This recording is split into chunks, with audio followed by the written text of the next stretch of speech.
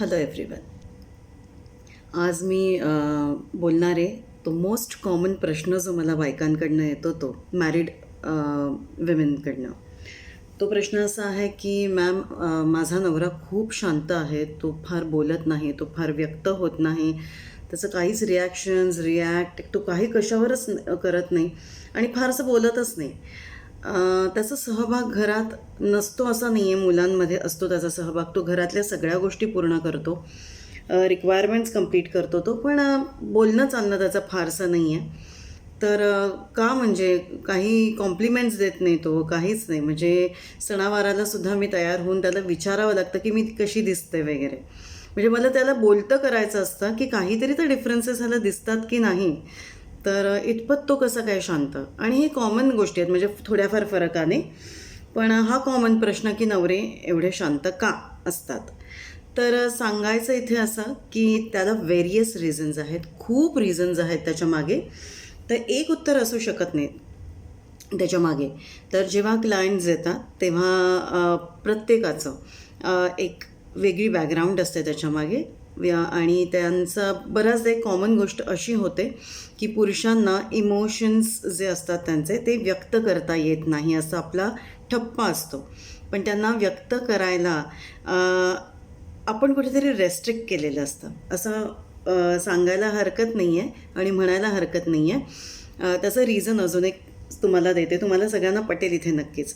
आपल्याला जेव्हा कुणालाही आपल्या घरात जेव्हा मुलगा होतो स्पेशली, तर मुलगा झाल्यानंतर जेव्हा तो रडतो, थोडासा मोठा झाल्यावर जेव्हा तो रडतो, लहानपणी रडतं मूल तेव्हा गोष्ट वेगळी असते, जसं त्याला थोडंसं कळायला लागतं.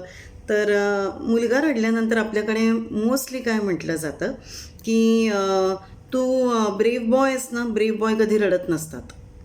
हा अगदी कॉमन प्रश्न, म्हणजे कॉमन गोष्ट आपल्या तोंडून येते. आणि तिथूनच आपण असं सांगतो की तू जर ब्रेव बॉय असशील तर तू रडलं नाही पाहिजेस. तर ती मुलं जी आहेत, ही अगदी साधी गोष्ट आहे की तिथेच त्यांचे इमोशन्स दाबले जातात. हळूहळू त्यांना असं वाटतं की मी जर रडलो तर मी ब्रेव नाही आहे का, मग मी ब्रेव असू शकत नाही, मग मी रडलं नाही पाहिजे. मग ते स्कूलमधली मुलंसुद्धा, बॉईज बघा तुम्ही स्पेशली, जशी मोठी होतात ना, boys are not crying, you will not see them crying. आणि जितक्या मुलींच्या डोळ्यात टचकन पाणी येतं, त्या रडतातसुद्धा, त्या सांगतातसुद्धा, त्या व्यक्तही होतात, राग व्यक्त करतात, सगळं व्यक्त करतात. पण मुलं व्यक्त करत नाहीत, ते रागाने व्यक्त करतात. त्यांना जे त्यांचे इमोशन्स साठलेले असतात ते रागाने व्यक्त होतं. ते मारामारी करतात पण ते डोळ्यात पाणी आणत नाही. सो त्यांचे जे इमोशन्स डोळ्यांद्वारे, आपल्याला जे देवाने डोळे दिले आहेत ते व्यक्त करायला दिलेले आहेत, तर त्या डोळ्यांद्वारे तुम्हाला काहीही व्यक्त करता येत नाही. तुम्ही बघितलं तरी प्रश्न. अर्थात प्रत्येकाची नजरही वेगळी असते, तो एक भाग वेगळा, पण तरीसुद्धा डोळ्यात डोळे घालून बोलणं हा सुद्धा एक खूप मोठा भाग असतो. डोळ्यातनं पाणी काढणं हा अजून एक इमोशन्सचा वेगळा भाग असतो. तर तिथेच काही गोष्टी दाबल्या जातात. आणि मग त्या ब्रेव बॉयला आयुष्यभर ब्रेव आहे हे सांगण्यासाठी, हे दाखवण्यासाठी मात्र त्याची लढाई होते. ते कुठेतरी एक आतमध्ये बसलेलं असतं पुरुषांच्या, ग्रो होताना, आणि ते शेवटपर्यंत राहतं. सो आपल्याला पुरुष रूढ दिसताना, पण त्यांची इमोशनल साईड आपल्याला कोणालाच बघायला मिळत नाही, मोस्ट ऑफ द टाईम बघायला मिळत नाही. आईच्या कुशीतसुद्धा जाऊन, आईच्या मांडीत जाऊन रडण्याइतपत ते मूल तेवढं हे राहत नाही, तिथेही ते डिस्टन्स राहतं. अजून एक रिझन असं होतं. आणि बायकोच्याही मांडीत डोकं ठेवून कधी त्याला रडावंसं असं वाटत नाही. त्याच्या मागे अजून एक रिझन असं आहे की तो जो ब्रेव बॉय आहे किंवा नंतर मोठा झाल्यावर पुरुष होतो तो, तर त्याला असं कुठेतरी फिलिंग येतं हळूहळू की मी जबाबदार पुरुष आहे आता घरातला. आता मी मोठा झालो आहे, मी कॉलेजमध्ये आहे, मी आता कमावता झालेलो आहे, आता माझं लग्न झालेलं आहे. या सगळ्या स्टेजेसमधनं जाताना त्याला असं वाटतं की मी जर रडलो तर माझी आई, माझी बहीण, माझे वडील, माझी बायको, माझी मुलं कोलमडून जातील, त्यांना खूप जास्त वाईट वाटेल. आणि त्यांना, कारण पुरुष रडला की सगळ्यांना एक प्रकारचं फिलिंग येतो, हा का रडतोय, म्हणजे हा का रडतोय, म्हणजे असं ते अगदी वेगळाच प्रश्न उद्भवतो की हा का रडतो, हा कोलमडला आहे, हा हरलाय, काहीतरी झालं आहे, खूप मेजर झालं आहे, असं फिलिंग येतं घरातल्यांना. पुरुष रडला म्हणजे खूप मेजर गोष्ट पकडली जाते आणि त्याच्यामुळे तो त्या काळजीने सुद्धा ते व्यक्त करत नाही. अशी ही दुसरी बाजू आहे. एका बाजूला तो एक स्ट्रॉंग दाखवत असतो, पण दुसऱ्या बाजूला त्याला कधी रडावंसं वाटलं आईच्या मांडीवर डोकं ठेवून, बायकोच्या मांडीवर डोकं ठेवून, तर तो रडत नाही. बहिणीच्या सुद्धा मांडीवर डोकं ठेवून, कारण तो एक आधार वाटतो सगळ्यांना त्या पुरुषाचा घरातल्या.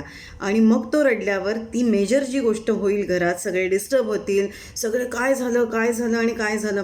मे बी एखादी छोटी गोष्टसुद्धा त्याला हर्ट झाली असेल, खूप दिवसांची साठलेली असेल आणि त्याला रडावंसं वाटलं, तरीसुद्धा तो रडू शकत नाही, ते व्यक्त करू शकत नाही. तर या सगळ्या गोष्टी इमोशनल पार्ट मी आज व्यक्त करते आणि बाकीच्या गोष्टी बऱ्याच आहेत त्याच्यामध्ये. दुसरा अजून एक छोटासा पार्ट इथे सांगावासा वाटतो की पुरुषांना मागण्यापेक्षा देण्याचं एक वृत्ती निर्माण झालेली असते, कारण घरातली ती जबाबदार व्यक्ती असते. पुरुष हा ब्रेड विनर असतो. इवन दो आता बायकाही कमवतात, पण तरीही मेजरली घरामध्ये पुरुष सगळ्या गोष्टी मॅनेज करतो.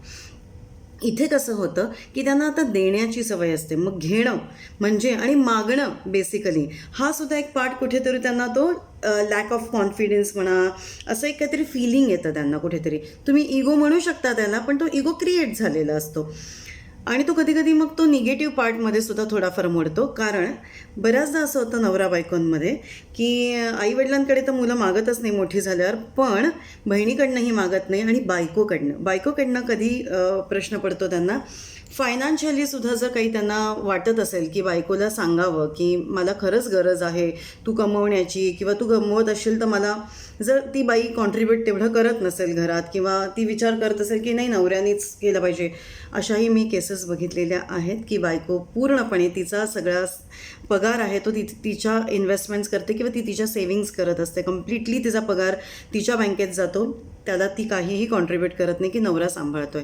अशाही केसेस बघितलेल्या आहेत. सो इथे सांगायचं असं आहे की तो फायनान्शियली जरी काही फेस करत असेल तरी तो तिला सांगत नाही. दुसरी गोष्ट फिजिकली येते. इमोशनली तर येते, जिथे त्याला काही गोष्टी रेस्ट्रिक्ट करतात, तिच्या स्वभावाचा जो एक पॅटर्न असतो त्याच्यामुळे तो कुठेतरी टेन्शनमध्ये येतो की नको ते रिॲक्शन्स नको, ती कटकट नको, ते कारण तो झेलण्याच्या त्या मनस्थितीत नसतो त्यावेळेला. आणि त्याने ह्याच्या आधी पूर्वी खूप झेललेलं असतं किंवा त्याला ते सहन झालेलं नसतं त्या गोष्टी, म्हणून तो कुठेतरी थांबलेला असतो, फ्रीज झालेला असतो की नको जाऊ देत म्हणून. सो तिथे इमोशनली पार्ट संपून गेला. तिसरी गोष्ट आहे तर फिजिकल इंटिमेसीची.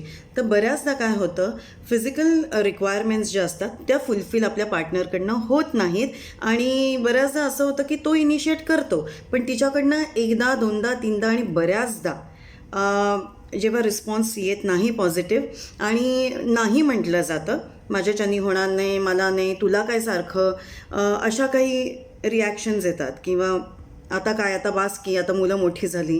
तर या गोष्टीमध्ये कुठेतरी पुरुष पुन्हा स्टेप्स बॅक घेतो आणि तिथे त्याला नाही म्हणण्याची किंवा त्याला रिजेक्ट केल्याची भावनासुद्धा येते आणि त्या रिजेक्शनमधनं सुद्धा तो कमी बोलायला लागतो.